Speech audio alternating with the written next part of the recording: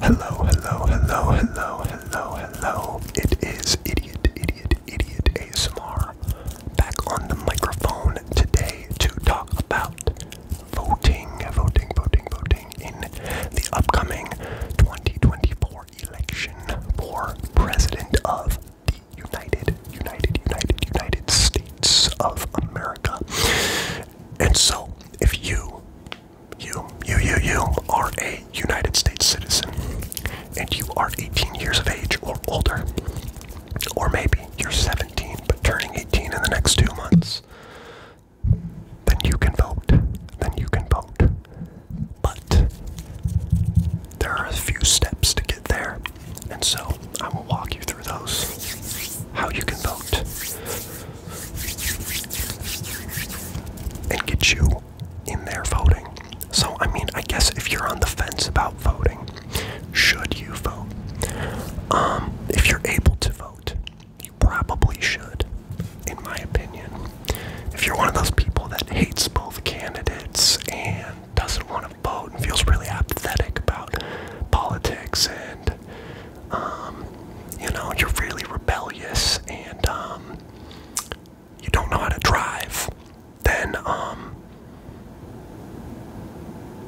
you're not that cool. You should vote. That's not that cool. You're not that cool. So I think you should vote. I think it's pretty cool to vote. Cool people vote. Hot people vote. Even if you don't feel good about it, it's the least you can do to try to make some sort of change. And really, it's good to vote all the time in local elections, state elections. I find that local and state elections tend to, have direct impacts on my life and the lives of those around me. So they're very important. And certainly the national election that happens every 4 years for president is certainly pretty important. Because the president and the Senate and the House, all of the politics in the U.S. make decisions about our lives and what we can do and what we can't do. They might make our lives harder, they might make our lives easier. So it just depends. Okay, so if you're 18, you're a U.S. citizen, what do you do next? Well, you're going to need to register to vote unless you live in North Dakota. There's no voter registration in North Dakota, but every other 49 states, alright, you're going to need to register to vote. And so, even if you think you're already registered, you should check your registration. So, some states have been, unregistering voters who haven't voted in a while. And so if you've registered in the past, you think you're registered, you should still check with your state to see if you are actually registered. So to do that, you're going to want to go to vote.gov, and these links will be in the description also. So in that vote.gov link, vote.gov/register, all you have to do is type in the state that you live in, that you're a resident of. So you go to that website. Let's say you live in New York. You're going to pick New York, and it will tell you how to register to vote in New York. Most states, you're going to be able to just do this online. You can just register online. And there's other ways to do it too, by mail, in person. But if you're watching a video on how to vote online, you probably know how to register online. Now, there are deadlines to this. You have to do this pretty soon. New York, for example, the deadline is October 26th. Other states may not be that far out. Some states you have to register 30 days before the election, stuff like that. And the election is on November 5th. So you're going to need to register pretty soon. That's just step one. So, how do you register? Vote.gov, type in your state, and click the link to state offers online registration, which it probably will. So, once you register, and if you're already registered, the first thing you can do is check your registration status, which is usually pretty simple. Just put in your name, some info, and you can see if you're registered or not. If you're already registered, perfect, you're ready to vote, pretty much. But if you're not already registered, you're going to need to register online. New York, for example, you need your ID. So if you have a driver's license or some sort of government ID, you can use that to register. Your zip code, the last 4 digits of your social security number. So you need some of that info. So if you don't know your social security number, see if you can find it. You can request it, I think, from Social Security Administration. But you should have a social security card if you're a citizen. So maybe ask your parents if you really don't know your social security number. But hopefully you know. Hopefully you know. So with that info, you just plug that in online and you're good. You register to vote. You kind of tell them where you live, your address, just basic info about you. And it should not take that long. It really shouldn't take that long. You just gotta go to that website, fill out the form, you're good to go. Okay? If you recently moved to a new place, for example, you might want to register to vote again, even if you're already registered for a different address. Because if you're registered for a different address, your polling place where you vote in person is going to be near that address. So if you moved, you are going to need to register again or change your address. Especially if you move to a new state. If you say you moved from New York to Vermont, then you're going to need to register to vote in Vermont and not New York. Okay, so you're registered to vote. That's great, right? Now what? Well, now you have to decide how to vote.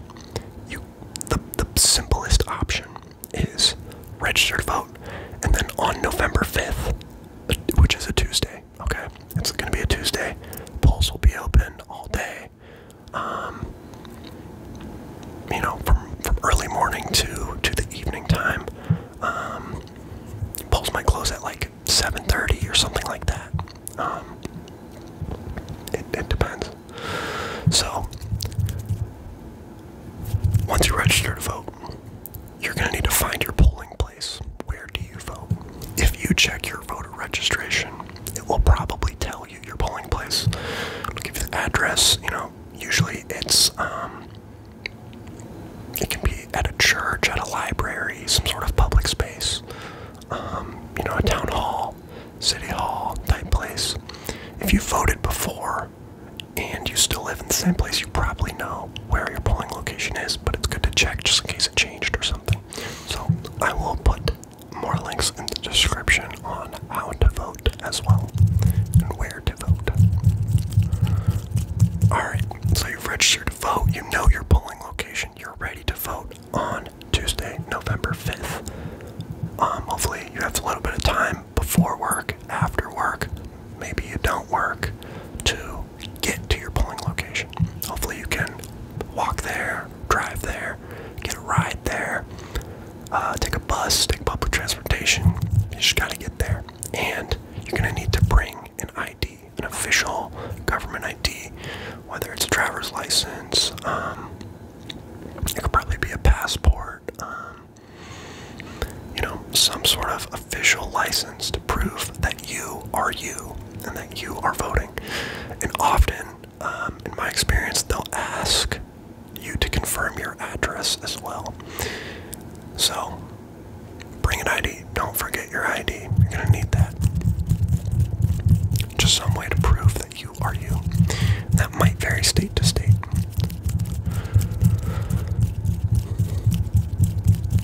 Okay, so that's that way of doing it. Now, you can also vote early in a few different ways.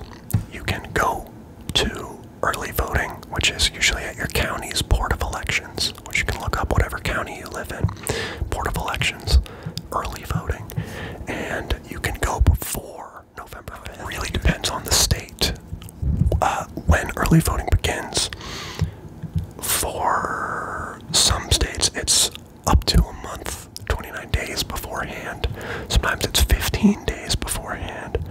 Sometimes it's 10 days. So really, if you just think about the week before November 5th, so late October, early November is probably when you can early vote and just go in person to a voter service center or a county election board. It depends on your state. But you can vote early if you have, maybe you're on vacation on the 5th. So you can go in person and vote early. Another way of doing it is absentee by mail, where you request an absentee ballot. Some states will just send them out to everyone, regardless of if you request them or not. But you can request an absentee ballot, that'll get sent to you. You fill out the ballot, you mail it back, or you drop it off. And so you can vote via mail that way too. And that was pretty big last election because of the pandemic and people not wanting to be in big crowds in person. So vote by mail, early vote in person, or election day, November 5th. Voting on election day is the simplest. I believe last election I dropped off an absentee ballot in person. This one I'll probably vote on election day, or I'll do early voting like a few days beforehand. That's nice because if they're open on a weekend, you can go on a Saturday and vote on a Saturday or something. So that's how you actually vote. What's going to be on your ballot? Well, a lot of stuff. You're going to have president and vice president. That's the big one. The Democrat Party is running Kamala Harris and Tim Walz. And the Republican Party is running Donald Trump again with J.D. Vance as the vice president. So those are the big two parties. One of those parties will likely win.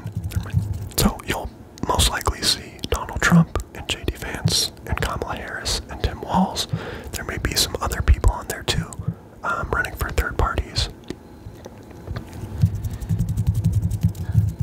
However, because of the way the system is set up, really only one of the two major parties, Democrat or Republican parties, can win.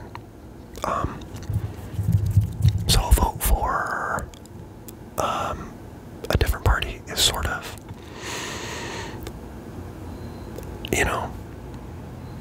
you can do it.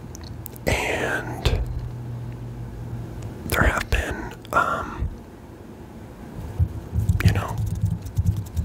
people in the past who've gotten like 1% of the vote. So there's a candidate who's not Donald Trump and not Kamala Harris that you really want to vote for. You can't do that. However, they are not going to win. And so if you want to influence the outcome, vote Democrat or vote Republican.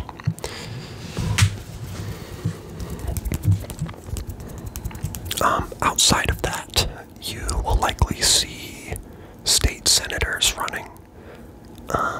So you can vote for your state senator if they are running. And then other things will be on your ballot too. And you can usually find a sample ballot beforehand of everything that's going to be on there, so you can kind of look up any issues or races that you're unfamiliar with. If you're really unsure on something, you can just not vote for it. You can just leave it blank. So if you want to just vote for president, you can do that. Another thing you can do, what I like to do is, take notes beforehand on your phone.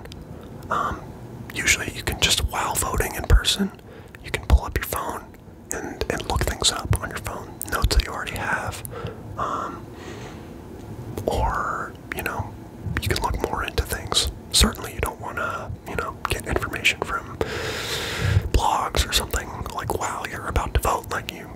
generally be informed. So if you're really unsure, maybe just,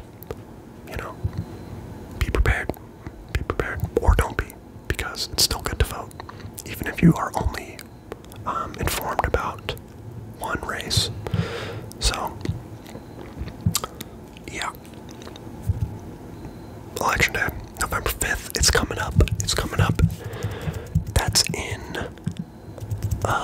2 months. 2 months. Less than 2 months. October, November. September, October, November. Am I right, guys? That's how months work. So it's coming up, so make sure you register. Register to vote. Got links in the description that you can use to register to vote. They're all nonpartisan, government links. So should be unbiased. I'm not trying to be biased here, right? I'm not telling you who to vote for. I'm just telling you to think about voting and vote. And if you want to vote, how to do it, because a lot of eligible voters don't vote. Voter turnout is always a big thing. Maybe 40% of eligible voters end up voting in the election. And then you have 40% of the population deciding pretty big decisions for everybody else. So, yes, vote. Vote. It's not pointless. There are consequences to voting and to not voting. So, thank you for watching. Thank you for watching this Idiot ASMR special. I also have a 2020 how to vote video. 4 years ago, I don't know if I was